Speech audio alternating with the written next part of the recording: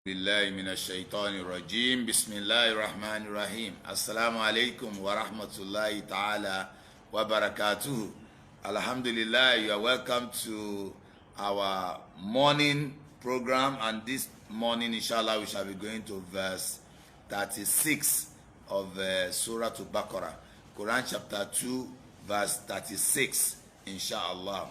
Allah subhanahu wa ta'ala says, أعوذ بالله من الشيطان الرجيم فأزلهما الشيطان عنها فأخرجهما مما كانا فيه وقلنا اهبطوا بعضكم لبعض عدو ولكم في الأرض مستقر ومتاع إلى حين.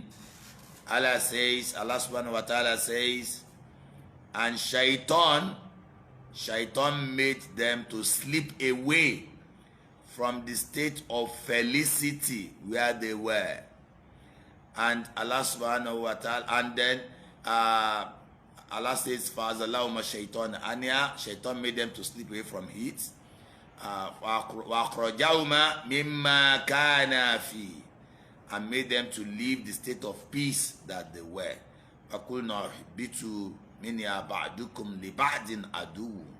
Live here, one as enemy to the other.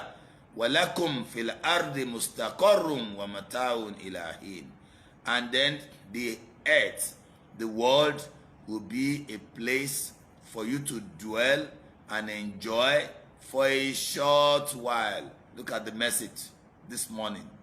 The first thing we want to look at is, after we have received firm instruction and guidance from Allah.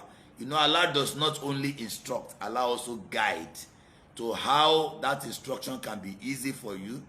Then, how do we get influenced negatively by Shaitan? One is when you disbelieve in Allah. You know, when you disbelieve in Allah, you don't trust what Allah says. You suspect whether it is correct or not, or you have some doubt in your mind, then easily you fall prey of Shaitan. Another way Shaitan takes over our mind is when we don't believe Shaitan exists. You know, when you don't believe that Shaitan exists, automatically you have lost the battle. It's like when you have a battle to fight, and then you say the battle will not take place. Automatically you are going to lose the battle. So people don't believe Shaitan exists. You can imagine. So because they don't believe he exists, so they don't prepare to fight against Shaitan. They don't prepare to strategize so that Shaitan does not overcome them. So, and you also find that when you commit a sin, Shaitan has defeated you, because you are going to commit more sins. You are going to, for example, if you don't believe in Allah, and you don't read the Quran, for example. If you don't read the Quran, it's a sin that you are not reading the Quran. Automatically, you will not see the secret of how to overcome Shaitan, and people easily fall into it.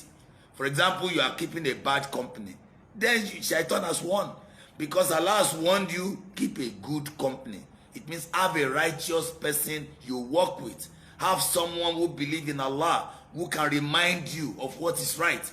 For example, if you don't watch a channel where you get inspired, where you get spiritual rejuvenation, automatically for example, you disobey Allah now. Some people believe that when they disobey Allah, they can easily jump back into belief, you know. And I tell you, no. It's like someone said, I told you the story of the boy who survived masturbation. And I said one thing led to the other. So it's like saying, I will keep on watching pornography, but me, I will not masturbate. Me, I will pray at the right time. Me, I will have no reason to be taking my bath in the afternoon. Me, I will not engage in any immorality. Because you have voted for one immorality, you will find yourself in the second one. If you take a good step in righteousness, it's like somebody who takes sahur. How can somebody who takes sahur forget to perform Salatul Subuhi? Because one good thing invites the other.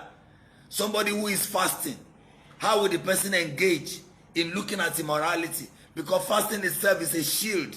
It shields you away from all vices to eventually shield you away from hellfire. It was Shaitan who led to how our father Adam left paradise. So Shaitan also wants to ensure that we also will miss paradise. The strategy of Shaitan. And Allah has revealed the secrets. It is a mere suggestion. He is an advisor. You also have good advice coming to your mind. You have bad advice. The one thing you need to know is that it is not everything that comes to your mind that is you. Don't always think when you think about something, that thing is you. That's not you. There are suggestions in your heart different from yourself. Always remind yourself that this is not me. Anytime your mind is telling you to commit evil against anybody, always remind yourself, this is not Abdullateef. Shaitan, I shut you down.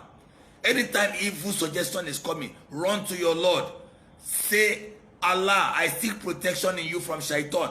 That's the meaning of Auzu. Auzu means I seek protection from you, Allah. Auzu billah. Auzu bi Rabbin nas. Mamalikin nas. Ilahi nas. The Lord of mankind, the King of mankind, the God of mankind. From what? Min shari waswasil khannas. From the bad advice that Shaitan will give me. From the bad suggestions coming to my. Why did Allah say min al-jinnah to anas? From among jinn and men. Your closest friend can be your Shaitan. You know, she can come with a bad suggestion. Oh, you can't take that for your husband. How can your husband be writing you like that? Aha, that's Shaitan. Allah has informed you. That anybody who gives you suggestion against what Allah says, that's Shaitan. Shaitan is working through her. But anybody who reminds you to be good, yes, that is your angel. Allah Akbar. You can call a human being, oh, you are my angel. May Allah continue to bless you. Even though he or she is not angel, but he's bringing good suggestions. So, for example, you cannot be, when I was special advisor to Fashola, the question I want to ask you, you did not know what happened. But do you think when Fashola is talking to me, was talking to me, do you think I had the power to tell Fashola that I will not do what you asked me to do? Do you think I will remain in the office? That's the way you should treat your advisor. Shaitan, you are an advisor. I can take your advice. I can refuse to take your advice. But Allah has instructed me to always reject your advice. Shaitan is an advisor you did not employ. But he's there to influence you. So no governor will tell his special advisor, please, I want you to assist me. Which kind of assistance? Go and do this. That's instruction. You are here to help me, to assist me. So if I now say something, is the governor under any duty to obey? The same way the governor will not obey that special advisor. If the special advisor is advising him wrongly, it's the same way you should treat Shaitan today. We take it with levity. Shaitan overtakes everything around us. It makes you lazy. You'll not be able to stand up. If you watch the lecture I delivered yesterday about love, loving the wrong way.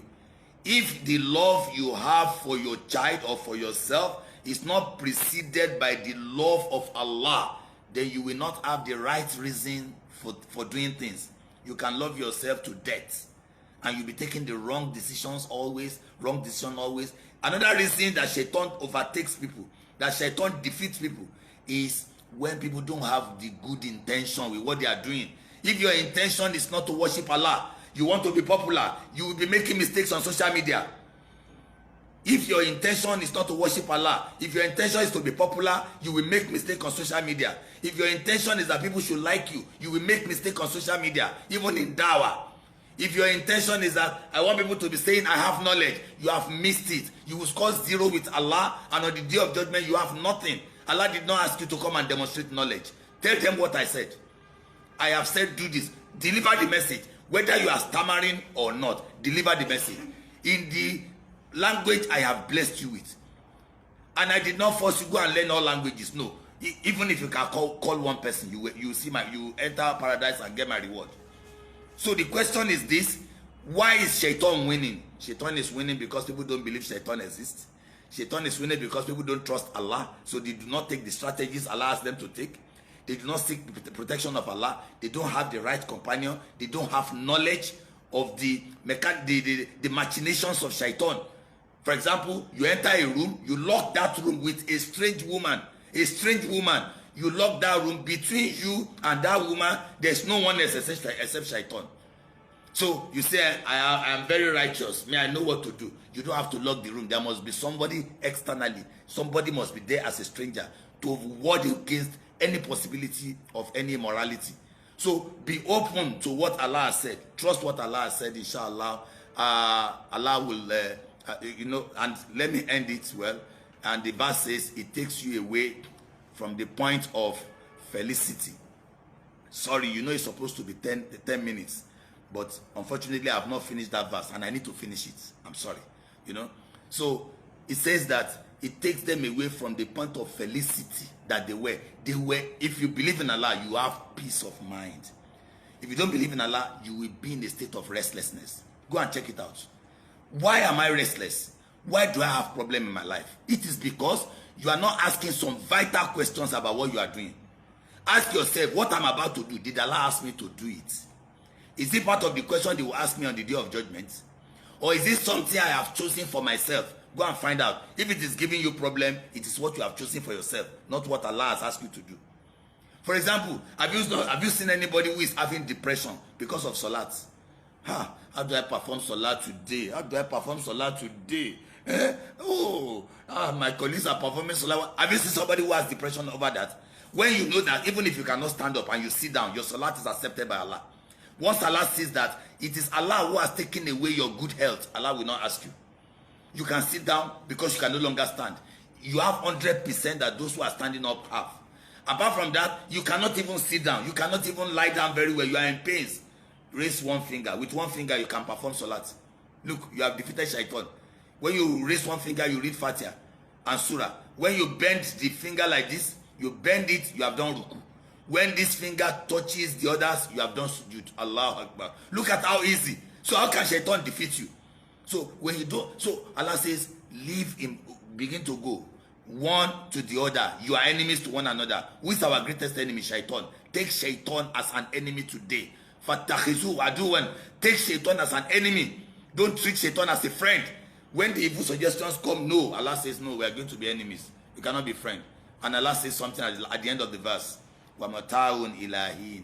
It is, you are here for a short time. Allah Akbar. Look at the tenure. So you have received your tenure. Look at the tenure. So we don't really have time here. So what Allah says, Prophet Muhammad sallallahu now explained it. Kun fi dunya ka'annaka garib aw abir sabil. Always live in this world as if you are a traveler. Who can remind a traveler that is yet to build a house in a land that is not his own? Because he's always on the journey. He's on the journey. You are someone who is on a journey. You are here temporarily. If they ask you for the verse, that is the verse. The verse that says we are here temporarily. It is a temporary thing. It's not a permanent thing. If you say it shall be permanent, if Allah gives you a house and you say it shall be permanent, it cannot be permanent. That's not your house. You are going, something you are going to witness on the day of judgment is what will be permanent. It's what you work for that will be permanent. Either hellfire or Al-Jannah. May Allah grant every one of us Al-Jannah. So until tomorrow, inshallah, when I will come your way, and we'll be moving to verse 37, inshallah. Assalamu alaikum wa rahmatullahi ta'ala wa barakatuh.